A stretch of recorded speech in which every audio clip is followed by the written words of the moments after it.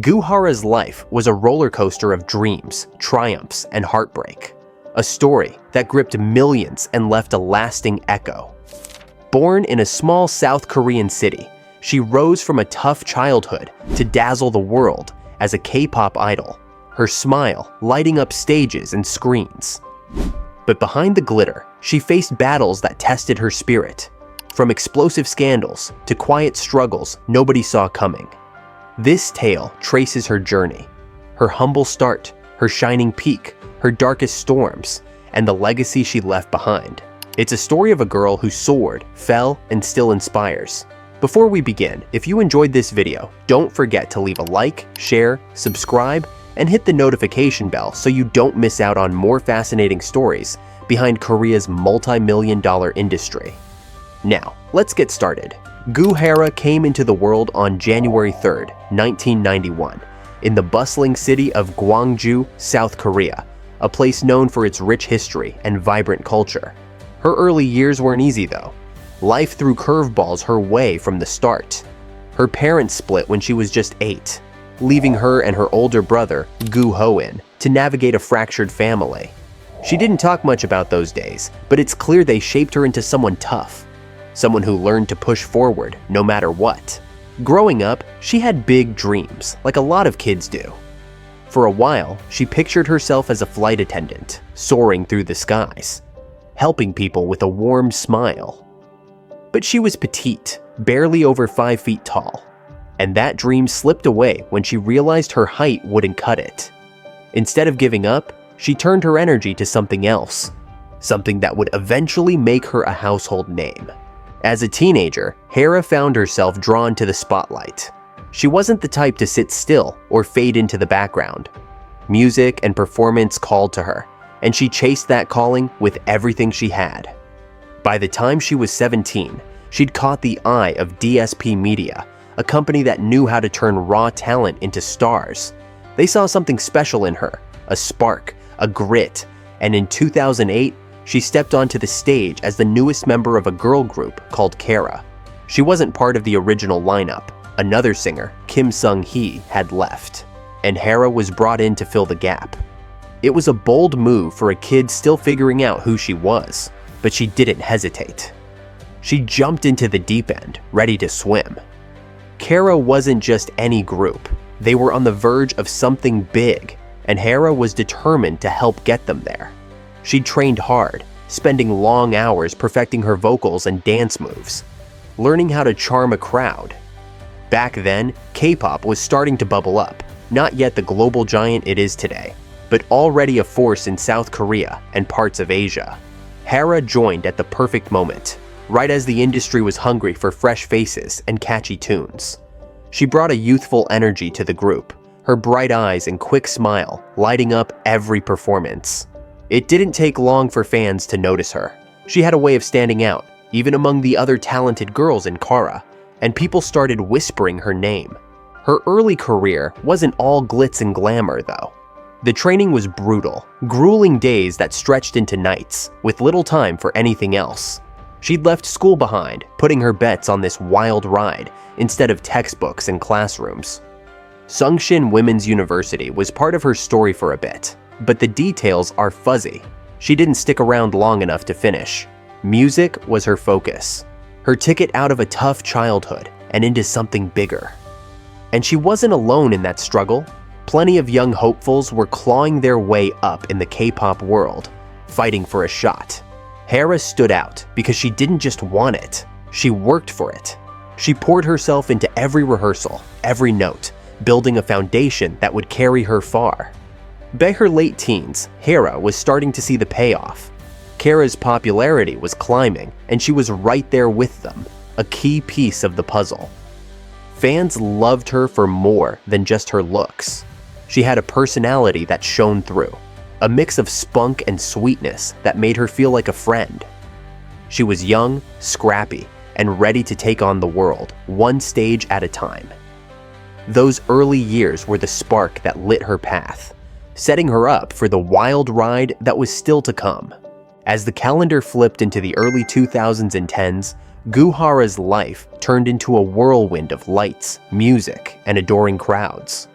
She'd already gotten her feet wet with Kara, but now the group was hitting its stride, and Hara was right at the heart of it. The years between 2010 and 2015 weren't just good, they were golden. Kara exploded onto the K-pop scene like a firework, and Hara's star rose higher than she'd ever imagined.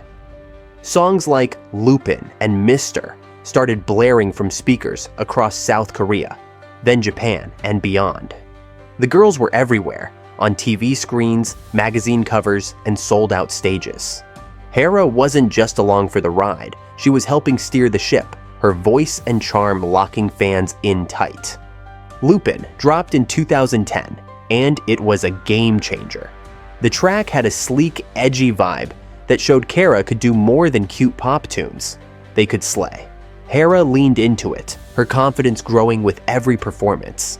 She'd dance in those sharp, synchronized moves, her energy bouncing off the others like a live wire. Fans couldn't get enough. Then came Mister, with its flirty beat and that iconic hip sway in the choreography. Hara owned it, turning heads with every step. Suddenly, Kara wasn't just a group, they were a phenomenon, and Hara's bright smile became a symbol of their unstoppable rise. Japan was where things really took off. K-pop was storming the country, and Kara led the charge. By 2011, they were topping charts there, something not every Korean act could pull off. Hara loved the Japanese fans, their enthusiasm, their screams, and she threw herself into learning the language to connect with them. She'd chat on variety shows, her broken Japanese endearing her even more. The group's single Step blasted through Tokyo and Osaka, and Hara's face was plastered on billboards. She wasn't the leader, that was Guri, but she didn't need to be. Her presence was electric, and it carried weight. Kara racked up awards, from the Japan Gold Disc to the Seoul Music Awards, and Hara soaked it all in, a kid from Gwangju now shining on an international stage. TV became her playground too. Hara wasn't content just singing. She wanted to be seen, heard, known. She snagged a spot on Invincible Youth, a show where idols traded heels for boots and tried their hand at rural life. She was a natural, laughing through muddy fields, winning over viewers with her down-to-earth vibe. Then came City Hunter, a drama where she played a president's daughter. It wasn't a big role, but it put her in front of a new crowd, proving she could act as well as sing. Her schedule was packed, concerts one night, filming the next, but she thrived on it. The hustle felt like home, a rhythm she'd mastered. The money started rolling in too. Kara's success meant packed arenas, hefty endorsement deals, and a paycheck that let Hara breathe easier than she ever had as a kid. She signed with brands like Estee Lauder and Reebok, her face selling everything from makeup to sneakers. It wasn't just cash, it was proof she'd made it. She moved into a sleek apartment in Seoul, a far cry from her old life. Friends said she'd spoil them with gifts, generous to a fault, like she couldn't believe her luck and wanted everyone to share it. But she wasn't flashy. She'd still grab cheap street food with the girls, giggling over tteokbokki like nothing had changed. Those years weren't perfect though. The pressure was relentless. Keep smiling, keep performing, keep being the Hara fans adored. She'd push through exhaustion, hiding the strain behind that megawatt grin. Kara hit a peak with Pandora in 2012, a sultry anthem that cemented their status, but cracks were forming. DSP Media pushed them hard, and by 2014, members Nicole and Ji-young left. Hara stayed, loyal to the core, helping rebuild with new faces like Youngji. Mamma Mia kept them afloat, and she poured her heart into it, determined to keep the dream alive. By 2015, she was branching out solo too. Her album Aloha dropped, a bold move that showed she could stand alone. Tracks like Choco Chip Cookies were playful, flirty, all Hara. She glowed in the music videos, free in a way Kara's tight structure never allowed. Fans cheered, critics nodded, and for a moment, it felt like she could do anything. Those brilliant years were her mountaintop, sweat, triumph, and a roar of applause that echoed from Seoul to the world. She was unstoppable, or so it seemed, carving a legacy one dazzling step at a time. Goo Hara's life wasn't all glitter and applause. Dark clouds rolled in during her later years, and they brought storms she couldn't always outrun. By the late 2000s and 10s, her name wasn't just tied to chart-topping hits or dazzling performances. It was tangled up in scandals that splashed across headlines and tore at her peace. Trouble brewed quietly at first, but when it hit hard, dragging her into a mess that left scars, some visible, some buried deep.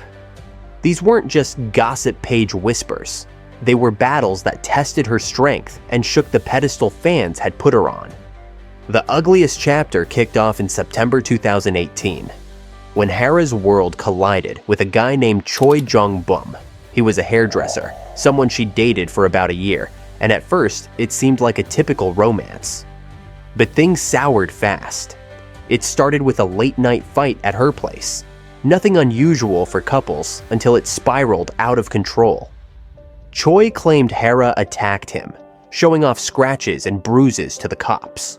She fired back, saying he'd hit her first, pointing to her own injuries, a swollen face, marks on her arms. The police got involved, and suddenly, what should have been private was public fodder.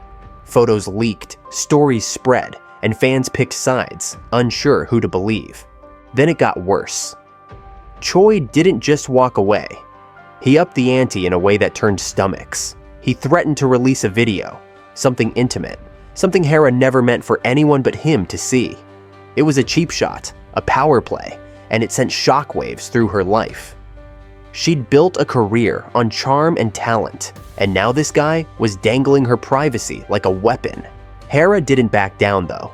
She took him to court, filing for assault and blackmail. She stood in front of lawyers and cameras, her voice steady, demanding he face consequences. The video never surfaced, but the damage was done. People talked, judged, speculated. Her name was everywhere, but not for music or smiles, for this nightmare. The courtroom became her stage, and it was a grueling show. Choi's defense painted her as the aggressor, twisting the story to make her look unhinged. Hara's side pushed back, showing texts where he'd threatened her, proving he wasn't some innocent victim. The judge gave him 1.5 years in prison in August 2019, but suspended it, meaning no jail time unless he messed up again. Hara won, technically, but it didn't feel like victory. The trial dragged her through months of scrutiny, every detail dissected by strangers online. Fans rallied, hashtag campaigns like We Stand With Hara popping up, but the trolls were louder, hurling insults she couldn't unhear. That wasn't the only hit she took. Back in 2014, Kara started crumbling when Nicole and Ji-young bailed, and by January 2016, the group was done. Hara, Seungyeon, and Gyuri didn't renew with DSP Media, and the breakup stung. Rumors flew. Some said she'd clashed with management. Others blamed her solo ambitions. She'd signed with a Japanese agency, Ogi Production, to keep her career alive, but critics whispered she'd abandoned her roots. It wasn't true.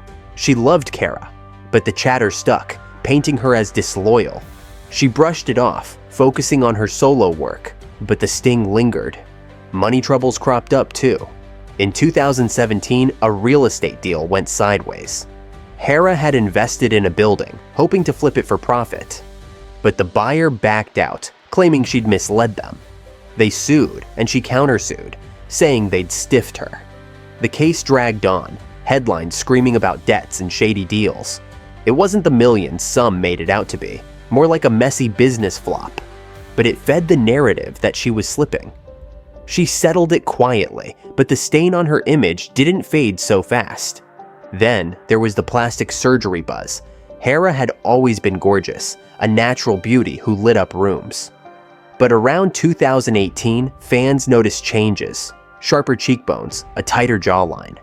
She admitted to small tweaks, like fillers, nothing major, but the rumor mill spun wild. Some accused her of chasing an impossible standard. Others said she'd lost what made her special. It was unfair. She was still herself, just navigating a world obsessed with perfection. Yet the comments cut deep, especially when they came from people who'd once cheered her on. Her personal life took more hits. In early 2019, she posted a cryptic message online, something about feeling lost, tired. Fans worried, but she brushed it off as exhaustion. Then in May, she was found unconscious at home, smoke filling the air. It wasn't an accident. She tried to end it. Paramedics got her to a hospital in time, and she woke up, shaken but alive.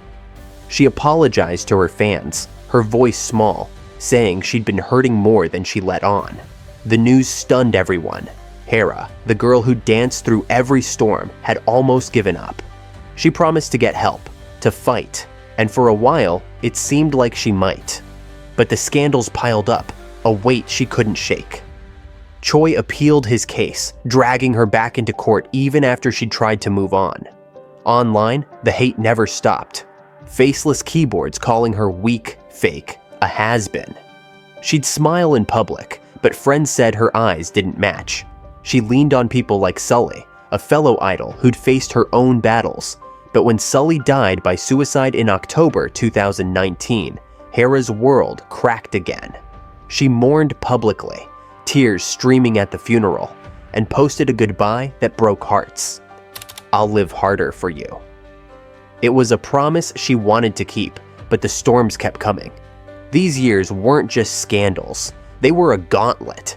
Hara fought with everything she had, taking punches that would have leveled most. She'd built a career on resilience, but now it was her life on the line.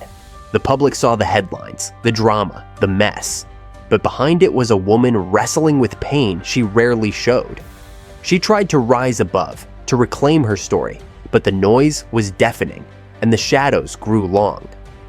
Goo Hara's story didn't just end with the highs of her career or the lows of her scandals. It left a mark that stretched far beyond her years. By the time the world lost her, she'd become more than a pop star. She was a symbol, a voice, and a spark that lit up conversations nobody saw coming. Her influence wasn't loud like a stadium anthem. It was quiet, deep, and real, sinking into the lives of fans and strangers alike. Even now, years after her final bow, she's still shaping things, still teaching lessons she never meant to give. Back in her prime, Hara showed a generation what it looked like to chase a dream and grab it. She wasn't born with a silver spoon. Her childhood was rough, split parents and small-town roots. But she turned that into fuel. Kids watched her climb from Gwangju to global stages, and it stuck with them. She made it okay to be scrappy, to fight for a shot when the odds were stacked high. Kara's success with Hara front and center helped shove K-pop onto the world map. Japan fell hard for her, and that opened doors for other acts to follow. She didn't just ride the wave, she helped make it, proving a tiny girl with a big heart could shake things up. Her style left a fingerprint too. Hara had a look, bright, bold, a little cheeky, that fans copied in bedrooms and salons. She'd rock a sleek bob one day, long waves the next, and suddenly everyone wanted to try it. Brands noticed, slapping her face on ads for clothes, makeup, anything that screamed young and fearless. She wasn't a trendsetter in the calculated way some idols are. She just was herself, and that was enough. Girls saw her and thought, I can be that too, whether it was her outfits or that spark in her eye. She made confidence look easy, even when it wasn't. But her real legacy hit harder after the scandals, after the fights. When Hara took Choi Jong-boom to court over that video threat, she didn't just win a case, she kicked down a wall. South Korea's a place where women often stay quiet, where speaking up can cost you everything. Hara didn't care. She stood in front of judges and cameras, saying no to a guy who thought he could ruin her. That bravery rippled out. Fans started talking about revenge porn, about abuse, about how the law needed to catch up. Her case helped push Hara's law after she was gone. A bill to punish creeps like Choi Harsher. It's not passed yet, but her name's on it, and that's power. She changed the idol game too. Hara's struggles, those dark days in 2019, pulled back the curtain on K-pop's shiny facade. She'd smile through exhaustion, then crash when nobody was looking. When she tried to end it that May, and when she succeeded 6 months later, on November 24th, 2019, it broke people's hearts but opened their eyes. Fans and insiders started asking why idols like her and Sully were hurting so bad. The pressure, the hate, the endless grind. It wasn't just her story anymore. Companies had to rethink how they treated their stars, and fans got louder about mental health. Hara didn't plan to be a martyr, but she forced a reckoning. Today, she's not here, but she's everywhere. Her music still plays, Hara's old hits, her solo tracks, keeping her voice alive. Fans leave flowers at her memorial, a quiet spot where they whisper thanks. Her brother, Goo Hara, keeps her name in the fight, pushing for laws to protect others from what she faced. Social media lights up every January 3rd, her birthday, with posts that say she's missed, remembered, loved. She's not a ghost. She's a presence, a reminder of what's beautiful and what's broken. Goo Hara passed away on November 24, 2019, discovered in her soul home on that chilly day. A note beside her hinting at the exhaustion she could no longer bear. The news landed like a gut punch, sending fans into tears from Tokyo's bustling streets to LA's quiet corners. Her funeral was intimate, a private goodbye, but the sorrow rippled across the globe. She now lies at Sky Castle Memorial Park, a serene spot that contrasts the chaos she endured. Yet her impact rolls on, unstoppable, alive. She was the girl who twirled through tempests, who rose defiant in pain, proving even broken stars can ignite hope worth defending.